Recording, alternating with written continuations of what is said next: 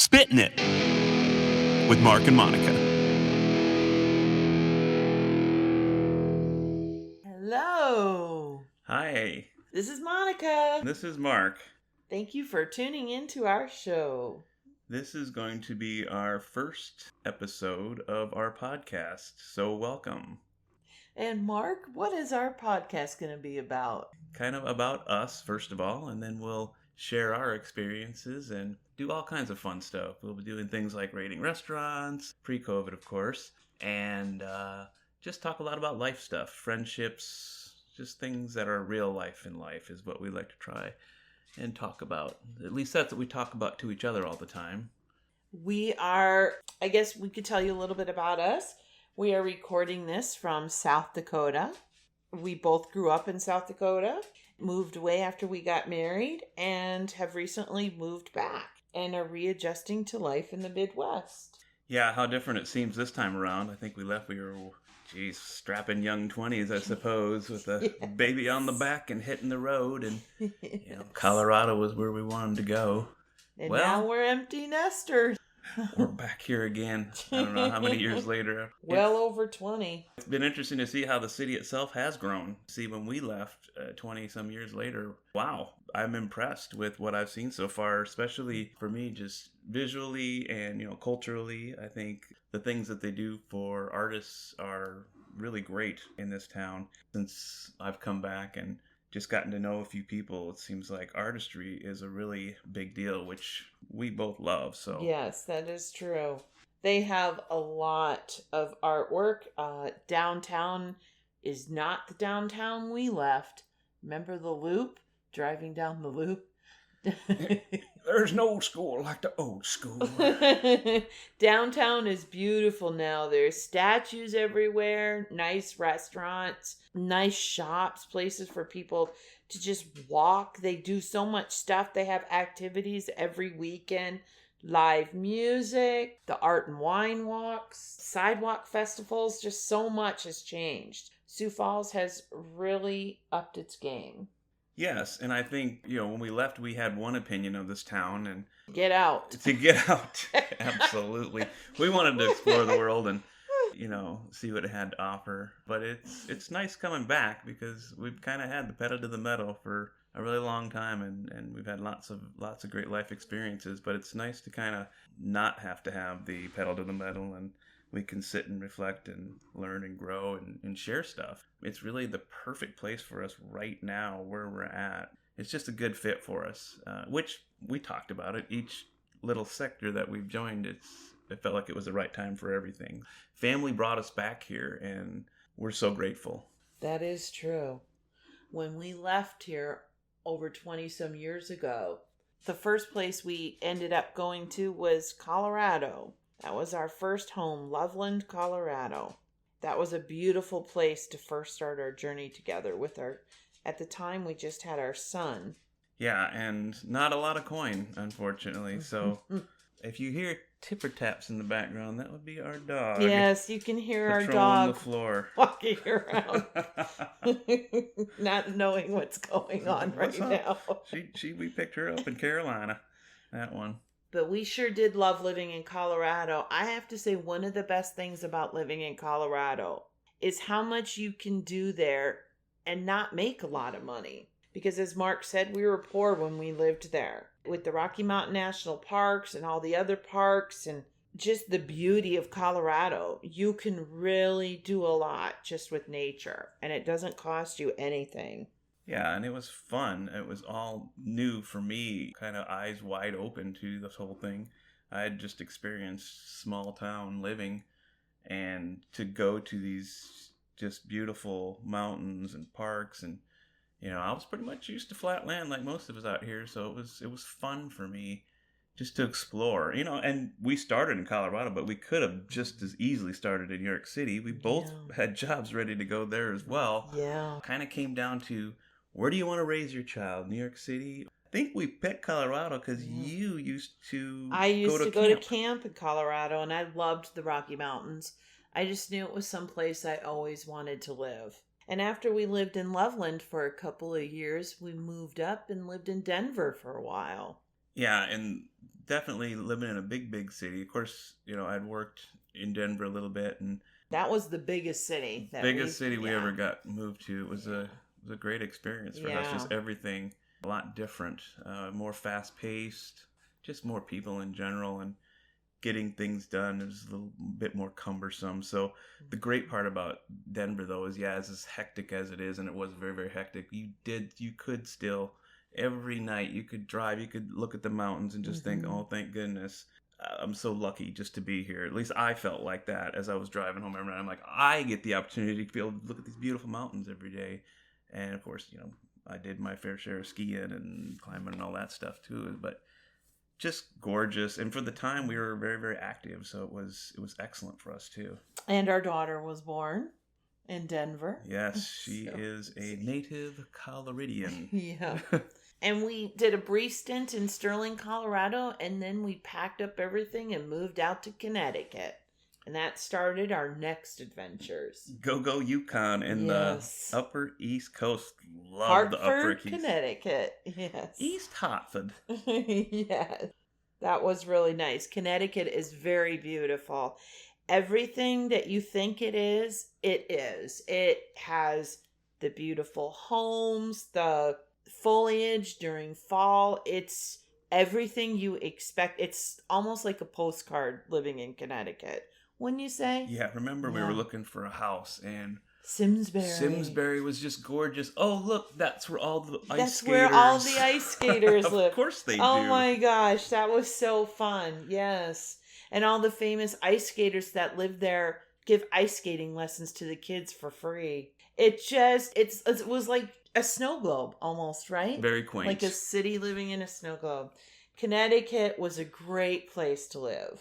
A lot of fond memories. We had family there. Yeah, we had family there, and we had New York City, which was really our love yes. of Yes. being out there, and New York City is great. Yes. just the culture that, more than anything else, just exposed to all different types of cultures, all different types of artistry. Fell in love with plays out there. It's just so you feel alive. Some people do, some people don't. When I got there, she had it a decade before me. When I got there, Yes, I used to be a nanny, and I was a nanny for a Jewish couple in New York City. I always wanted my family to experience to have the love for New York that I had for New York. And it did not disappoint. No, Yeah. I loved it just as much. Yeah. I felt alive there. I felt the noise was part of it. Just being part of something just kind of bigger than you, but just being, like you said, almost like it's a giant snow globe in New York City. But heck, I mean, there's still so much we could see. But what we saw and enjoyed and tried to get out there as many weekends as we could was absolutely, for me, just wonderful. We would get the kids in the car, go to New York City. We spent so much time there for them. It was like home. They got to know New York City as much as we did. And one of our favorite things to do there was just to hang out at Central Park, take picnics, and just live the life, just experience it. And most of the time we wouldn't even plan anything. We would just see where the day took us as we were there. And we always found something to do. And another one of our favorite things to do is Broadway. Yes, we were there when the blackout happened. Yes, the blackout, the big Super blackout. Half the city was laying on the side, the other half was lit. We got to go to our show in candlelight. Yes. It was amazing. Yes, it was an amazing experience to be in New York during the blackout. What was that, 2003? What was the name of the show? 2004. Long Day's Journey into Night. It had Philip Seymour Hoffman. Yes. Robert Sean Leonard. Brian Dennehy. Was it? Vanessa Redgrave. What a cast. It was just Unbelievable. One of the best nights of my life. I don't think we'll ever forget it. There's something in that purity of just the artistry in itself, and you're right there, and it felt so intimate. And then to be going through all that during a blackout, it's like we were all in it together. The show must go on. Yeah. It was beautiful. We also we saw Studio 54. We went to Studio 54 and saw Cabaret. Wow. Yes. best chocolate martinis ever. Can I just say it? Oh, And it's just done. It was so fun. And who did we see when we left? Do you remember when we were looking for a taxi? Who told us to have a nice day? Oh, it was the guy. Don't put baby in the corner. I'm not good with names. Jerry Orbach. Jerry Orbach. Jerry there he Orbach was. from He's like, Law have a great and night. Order. Yes. I could not believe it. He walked right past us and he said, it's a great afternoon in New York City, isn't it? Oh, wow. That was so fun. We were so... Love Jerry Orbach. And then we saw, The Lion King. That was a production. Yes. Wow. With the kids. They loved that. The village, I think we were in, and we saw Stomp. Stomp. Oh, yes. That's that. I just got to tell you, is it a tourist thing to do when you get to New York to go to Broadway? Yes, it is. But is it worth it? Yes, it is. Everybody needs to experience Broadway. There's just nothing like it. Absolutely nothing like it. Yeah, and not even on that spectrum of New York. Guess what? I'm a big sports fan. So we went to see the Yankees a couple times. It was still the old stadium at that point. That was neat. And you guys took a couple of bus tours up to see Boston. Boston, yes. Of course, I'm an Orioles fan, so we got to see the Orioles. Yes. Also went to the Baseball Hall of Fame when my guy Eddie Murray got inducted, which was super Cooperstown, cool with New my York. son. As you can tell, we loved living out east. And after our few years of living in Connecticut, we even moved up further northeast and lived in Massachusetts for a while. We lived in... Well, the area we lived in was Manamet Beach, right at the tip of the Cape, but it's also part of Plymouth. Yes, the southern part of Plymouth. But yeah, we were just, a few blocks from the ocean there, which was an interesting beach, not quite a southern beach. Not a beach yet. When we tell people we lived by the ocean, they think it's the sandy beaches of LA and it's like California. No, the beaches in the Northeast are quite different. They're cliffs and little rocks rockier, yes. And the water is not warm. Not as warm. Yep. Yes. But we loved living in Massachusetts. There is something about Massachusetts in the fall and that feeling and the crispness in the air and the beautiful colors. And we would take drives and go through Deerfield. We would visit the Yankee Candle Shop. We did all that cheesy stuff. Yes, that was us. We loved it. There was nothing like it. Super fun. We had a ball. Really, we just wanted to experience as much as we really could. And I felt like we did. I felt like we were doing as much as we could. And that doesn't even include all the other stuff we did, the trips down south and this, that, and the other. But while we were in the Northeast, we tried to really capture as much of that feeling. Now, as far as work goes, it was super busy, super fast paced, all that stuff, which was great for me because I had lots and lots of energy to burn. So they definitely live a different kind of life out east than they did anywhere else we've lived. Yeah, way more faster. Get out of the way. Way more. Or just get out of the way. So true. So true. And then after our time out there, our kids were getting to an age where it was time to make a decision where we were going to settle down and raise them and stop moving for a while. We decided to pick North Carolina. And we moved down to Clayton, North Carolina, which is not too far out of Raleigh. Clayton was a great place to raise the kids. North Carolina is a great state to raise your kids. It's a great state. You have beaches, you have mountains, you have great weather. North Carolina I think we'll always have a piece of our heart. Nothing Mark loves more than Carolina blue skies. Love Carolina blue skies. Love Carolina Absolutely. Blue. Go Tar Heels. Yes. Yes. We loved our time in North Carolina. We met some amazing people. It's just a beautiful place. We spent a lot of time at the beach. Just like everywhere else we lived, we took full advantage of living there and everything that the state had to offer.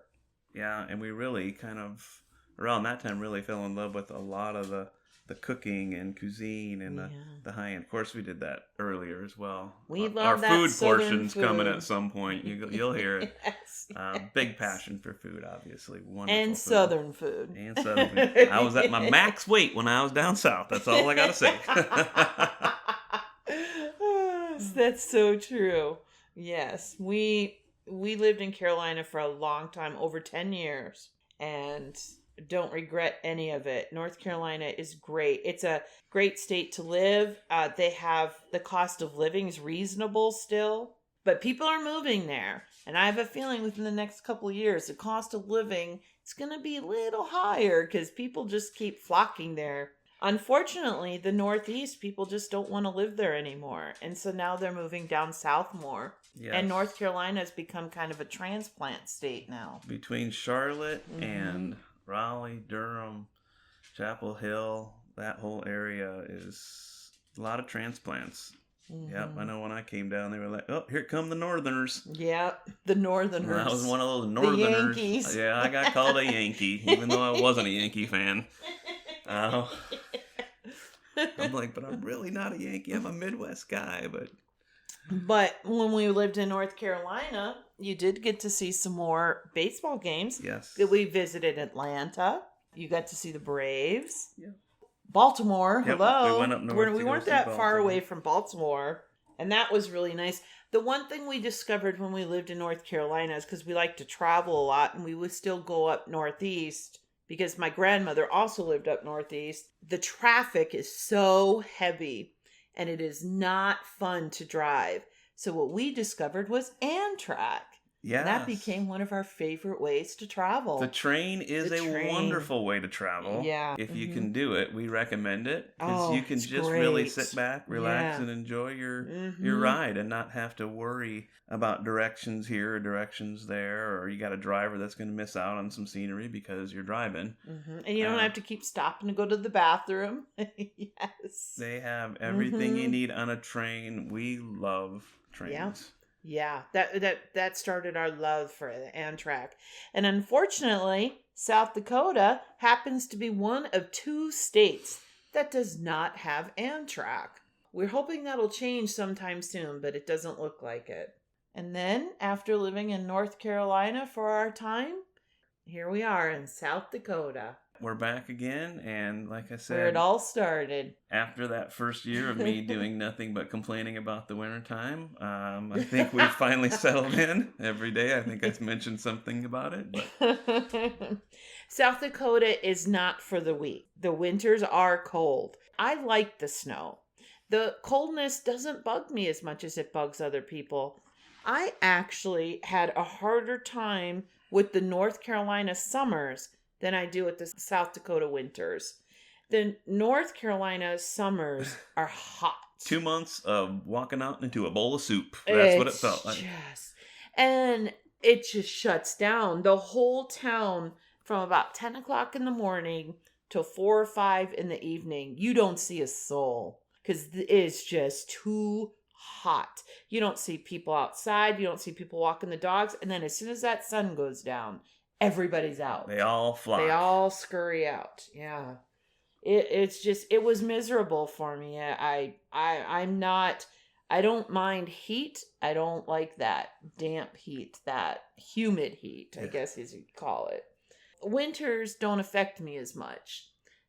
The fun part when we first came here, the first year, was Hope, our daughter, her experience in the snow. She had never experienced, I know it seems weird, she'd never experienced snow. Yeah.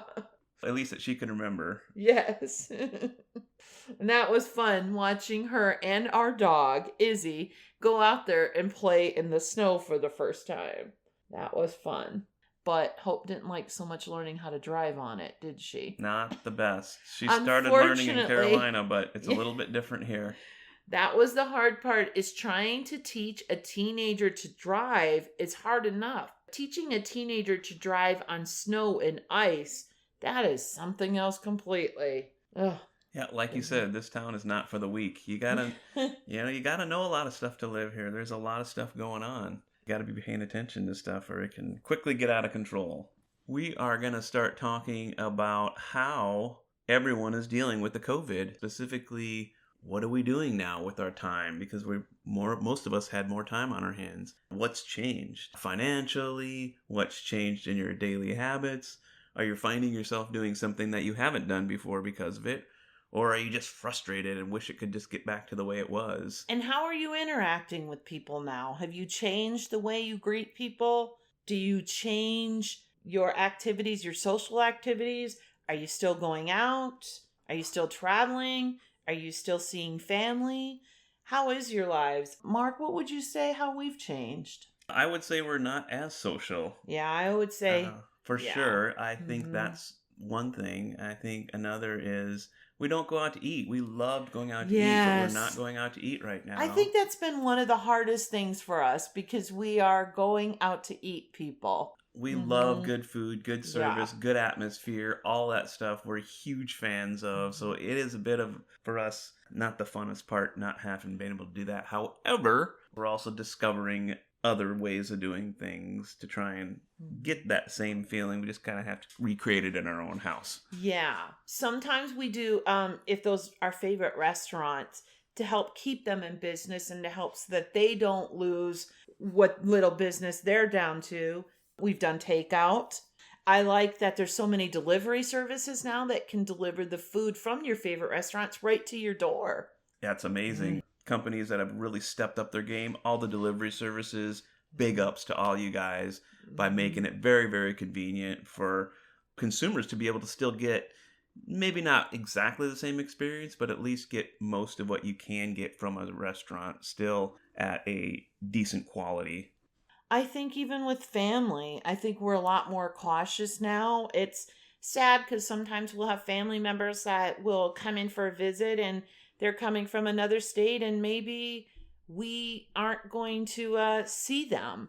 Or if we do, it's a drive by or it's from the car and we're shouting out the window hi to them, right?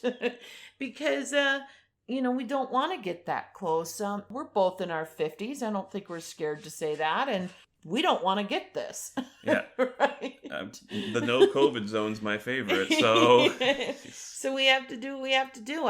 My niece has a 1 year birthday coming up, and it's going to be my first time going to a drive-by birthday party. So that's going to be interesting. I've never done that before. hopefully we get them frisbees as we can throw them and they can catch them, I guess. I don't know. I think they all decorate cars, and then you drive by with your cars decorated, and then they stand out there and watch you as you drive by with your car with like balloons and everything on it. It's fun. It's different. It's the way it is. Our nephew had to graduate this year, a virtual graduation. Yes, interesting. So, right? And he's Connecticut. starting college, and he's doing it online. It's a new way of life for a lot of people.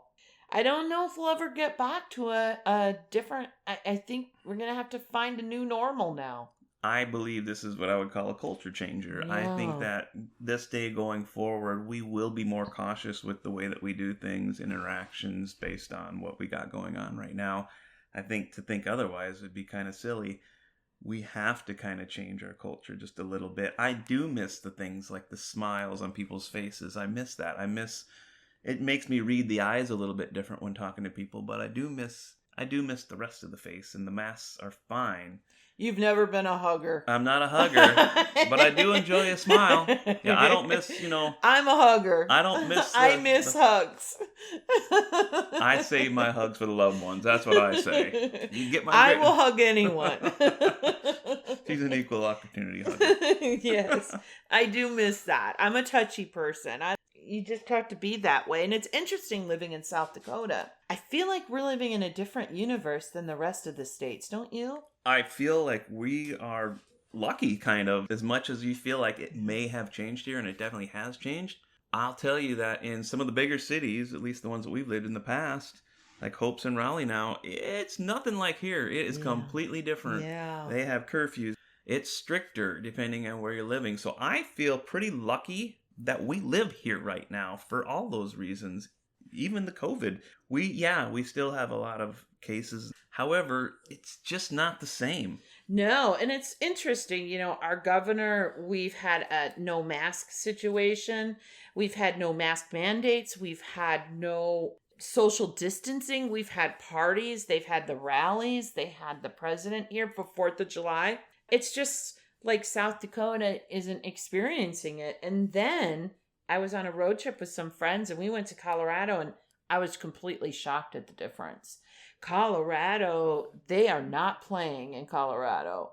You have to have a face mask at all times, even in public. They have signs everywhere. They are strict about it too. And everywhere you went, everyone had signs. Everyone was wearing masks in public, in the stores. They take it seriously. They have tape in the stores where you can stand so that you're not too close to people for social distancing. There's nothing like that here.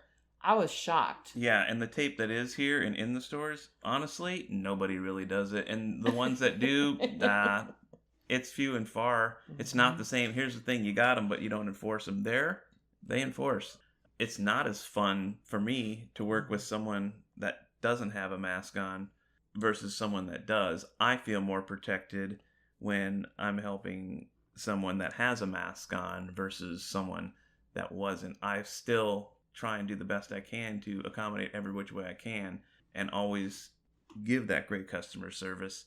However, in my mind, as I'm doing it, I still have in the back of my mind that we're not following the rules. You know, I'm not going to judge anyone and tell them what to do or not. Like I said, it's just in my mind, but I'm like, so I will stay a little bit further back to protect myself because I have to protect me and my family. If I get sick, then they get sick, and I can't take that chance. And to me, some of you may or may not think it's a big deal. It's a big deal because it's not long-term tested. We don't know anything hardly about it at all. So getting it seems like may not seem like a big deal right now.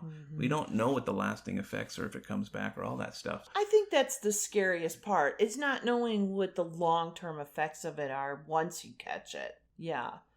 You don't know how it's going to affect your heart, your lungs down the road. I agree. I think another thing that I miss is we're movie people. Yes. We love good TV. We love good movies. And that's been so hard because poor Hollywood is shut down, which I know, wah, Hollywood. It's sad because there's going to be time for all the shows to come back. But there's no shows to come back because they can't tape it because of COVID. It's such an interesting time we're living in now. I mean, we have to face it. We have to be entertained, so Hollywood has its value. And then they say that the movie theaters are opening now. But what movies are playing at the theaters if they haven't made movies? So I'm just trying to figure all that out. If any of you have any information or want to let me know, I would love to know how that works. And that is so funny because we just won all these gift certificates to go to movies for Christmas. And then right when we got them, the COVID hit. So we haven't even been able to enjoy them and go to movies yet. We did get to see Bad Boys for Life. We got one in. That's it. And that says a lot about us that our first choice was Bad Boys for Life. But I don't care. Gotta watch. We loved it. Had to see how it ended. Yeah. By the way, it was a good movie. We were entertained. That is true. And so that's us. That's Monica and Mark. We're going to wrap up this first session on our podcast. Hopefully you've enjoyed it. Wear a mask. Stay safe.